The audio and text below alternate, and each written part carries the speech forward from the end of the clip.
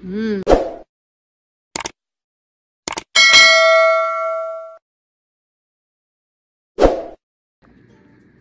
Hello guys! Kumusta na po kayo? Welcome back po ulit sa Lutong Pinoy sa Amerika. And for today's video po, tayo po ay magluluto ng 2-in-1 recipe para po dito sa isda na binigay po sa atin. Ito po ay isang striped bass. Ayan po siya. Napakalaki po niya. Nasa 18 inches po siya. Ang gagawin po natin dito, hatiin natin yung kalahati. Gagawin nating pesa. Tapos yung kalahati gagawin natin parang lumpiang isda. Yung parang Shanghai style. Okay.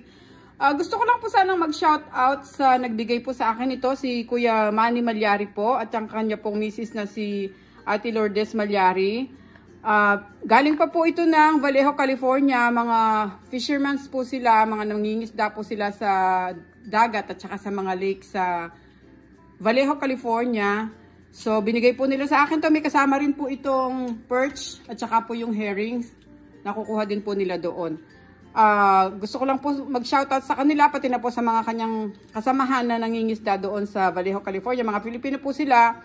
Gumawa po sila ng YouTube channel, guys. Paki-ano nyo na lang po, paki-subscribe nyo na lang po. Yung kanila pong pangalan is Fishing Pinoy sa Amerika. Kung tayo po ay Lutong Pinoy sa Amerika, sa kanila naman po ay Fishing Pinoy sa Amerika. Napakasarap po ng mga isda na binibigay po nila sa amin. Ito po ang recipe natin ngayon na lulutuin natin. Magpepesa po tayo para dito sa isda nito.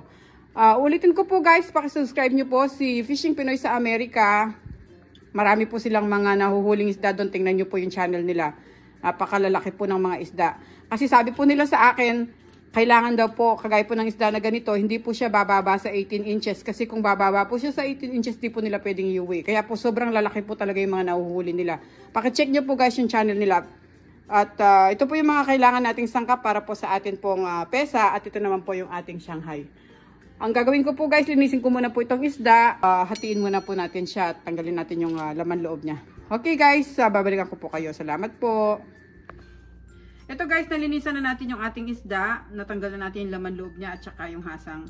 At nakaliskisan ko na rin.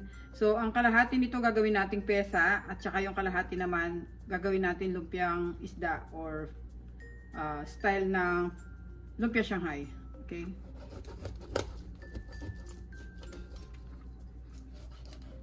Medyo mahirap hiwain.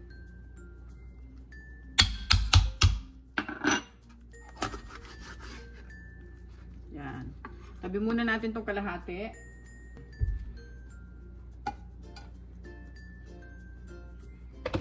Tapos ito gawin natin siyang tatlo na lang siguro.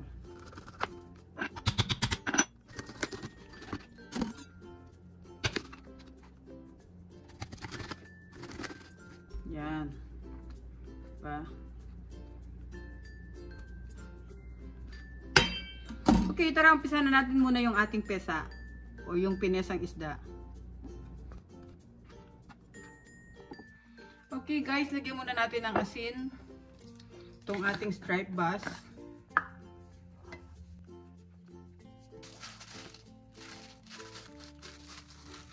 Napakasariwa nitong isda na to guys. So, tignan nyo naman, no? Pulang pula. Ayan. Tapos, ipiprituhin lang natin siya ng konti. Parang isi-sear lang natin. Okay, so ngayon nagpainit tayo dito ng pot. Maglagay na tayo ng mantika. Ano natin yung sauce.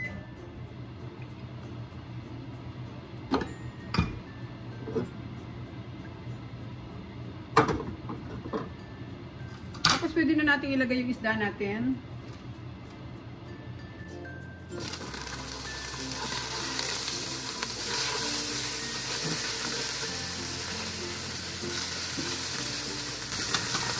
Ngayon baligtarin natin guys.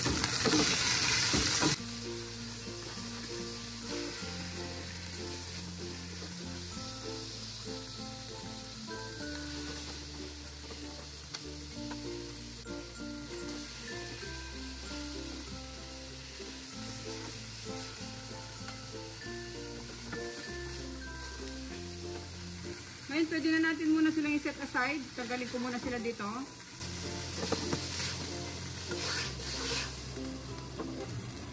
Dito sa parehong pan natin, pwede tayo mag-isa ng ating bawang at sibuyas. Dagdagan lang natin ang konting mantika. Unahin muna natin yung luya.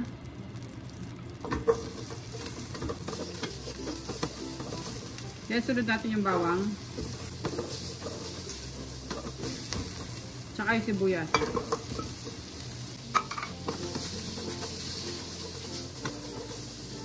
Ilagay na natin yung ating patatas. Kasi gusto namin sa pinesa guys, meron siyang patatas. So ilagay natin yung patatas, palalambutin muna natin to. Buhusan natin ng tubig. Yan. Tapos takpan muna natin para palambutin natin yung ating patatas. Ngayon guys, kumukulo na yung sabaw natin. Buksan natin siya. Tignan natin yung mga patatas kung malambot na. Kaya guys, malambot na yung patatas natin. So, ilagay na natin yung ibang gulay. Susunod ko yung ating jalapeno. Itong jalapeno peppers na lagi natin ginagamit sa ating vlog. Maanghang po na sili ito para lang din siyang sili sa atin. Tapos, lagay natin yung ating green beans. Haluin muna natin. Kasi masarap sa pesa yung marami siyang gulay. Ngayon, balik natin yung takip. Palambutin muna natin yung ibang gulay na nilagay natin. Okay guys, ngayon pwede na natin siya ulit buksan. Lagyan natin siya ng asin para may lasa na yung ating sabaw or timplahan na natin yung ating sabaw. Lagyan muna natin ng konting asin tsaka konting patis. Tansya-tansya na lang guys kasi hindi ko na sinusukat. Tapos lagyan natin ng black brown pepper yung ating sabaw.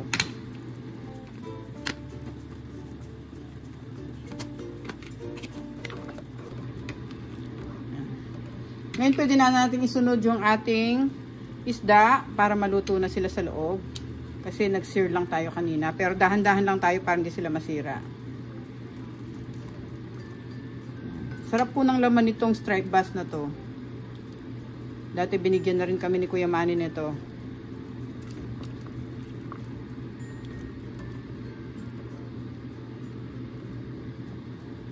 Tapos patong na natin tong ating repolyo. Para sabay-sabay na yung pagluluto. At mamaya na natin lagay yung pechay. Okay?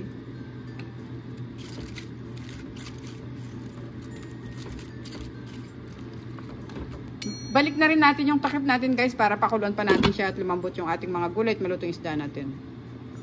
Okay, buksan na natin. Ngayon pwede na natin isabay yung ating pechay. Masarap po sa sabaw na to yung magulay siya. Tapos sausaw natin siya sa patis tsaka yung ating sili. Okay. Maglalagay lang ako ng konting peppercorn pandagdag flavor.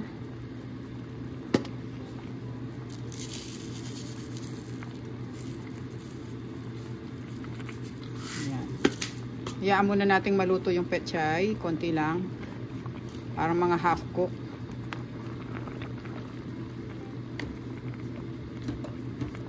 Natin masyadong inahalo sa ilap baba para hindi madurog yung isda natin.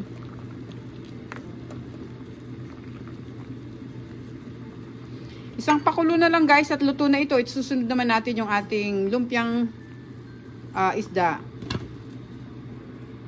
Okay guys, buksan na natin ulit. Ayan, luto na yung ating sabaw. At pwede na tayong magsandok sa ating serving plate.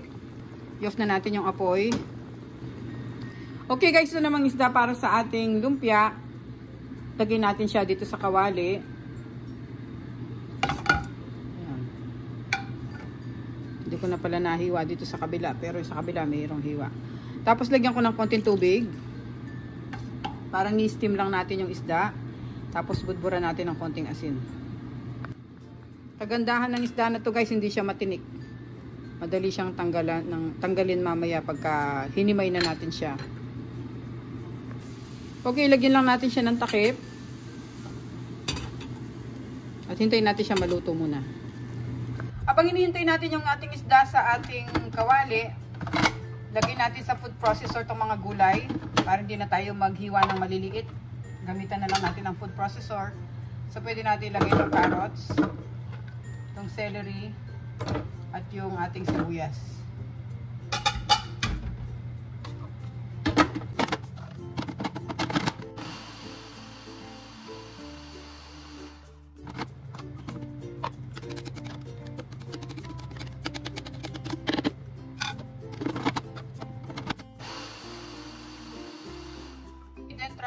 sa bowl para hintayin natin yung isda natin at paghaluin natin sila mamaya.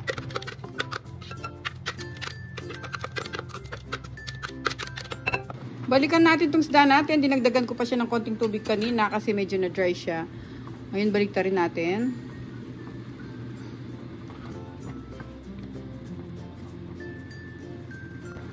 So, heto na siya. Pwede na natin siyang tanggalin. I-off ko lang yung stove. Palamigin lang natin siya ng konti tapos pwede na natin siyang himayin.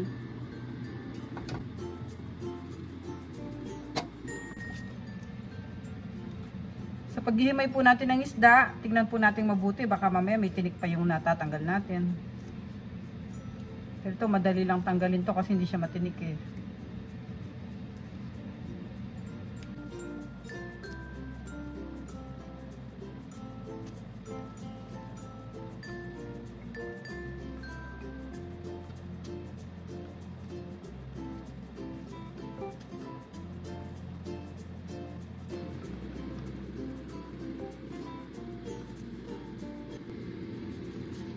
Ito na guys yung ating fish.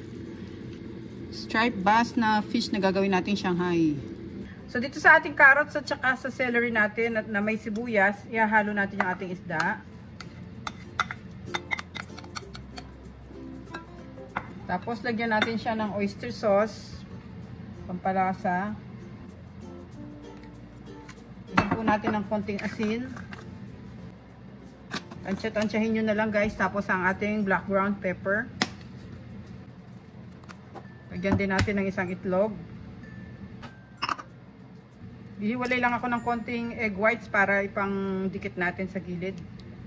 Yan. Malaki naman yung itlog. Tapos mix muna natin.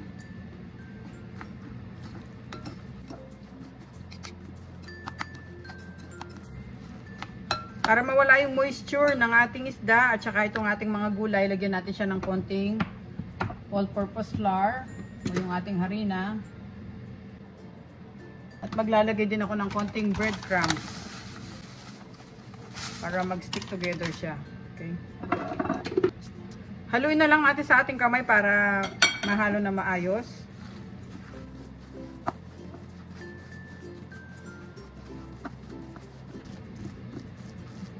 So, ito na po siya. Pwede na natin siyang balutin. Kuha tayo ng isang lumpia wrapper. Tapos, maglalagay lang ako sa gitna para doble. Malinis na guys yung kamay ko. Pwede naman natin hawakan tong ating fish lumpia. So, maglagay tayo ng isang kutsara dito.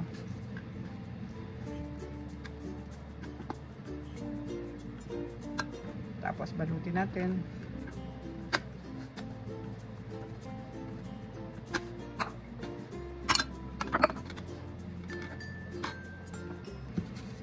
Lagay natin sa tray.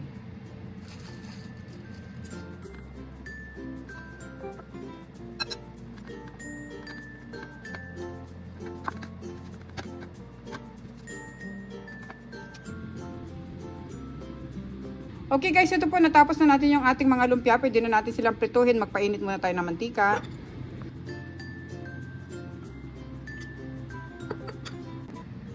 Okay guys, habang iniinit natin yung ating mantika, hiniwa ko lang sila sa dalawa. Kasi ito lang naman ang lulutuin ko ngayon. Kasi tatlo lang naman kaming kakain. Pwede na to sa amin. So itong mga natira natin, lalagyan natin sa freezer. Tatakpan ko lang sila ng foil at plastic. Okay. Okay, mag-add tayo ng ating lumpia dito sa ating mantika. Mainit na siya.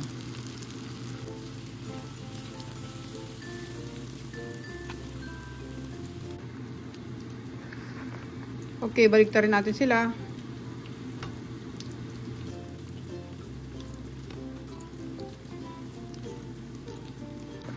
Yan, luto na sila. Pwede natin lagay sa ating paper towel para tumulo yung excess oil.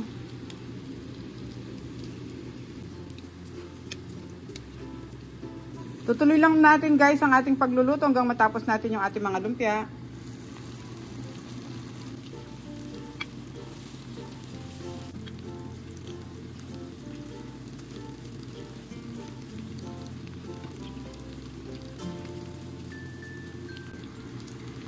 Patayin na natin yung stove. Luto na sila guys. Pwede na natin silang ilagay sa ating serving plate.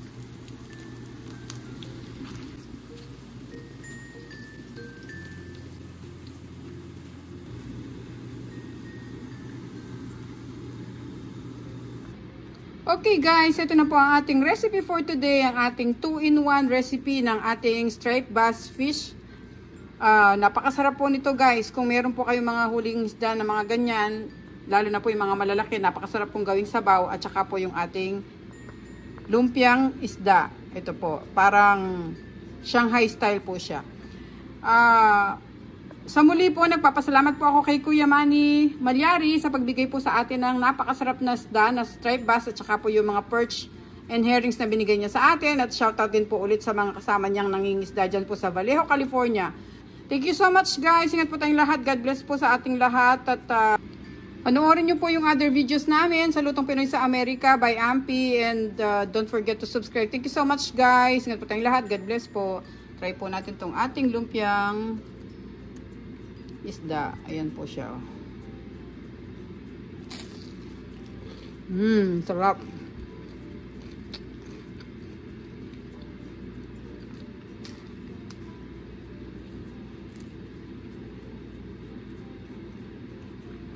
Thank you guys so much. Ingat po tayong lahat.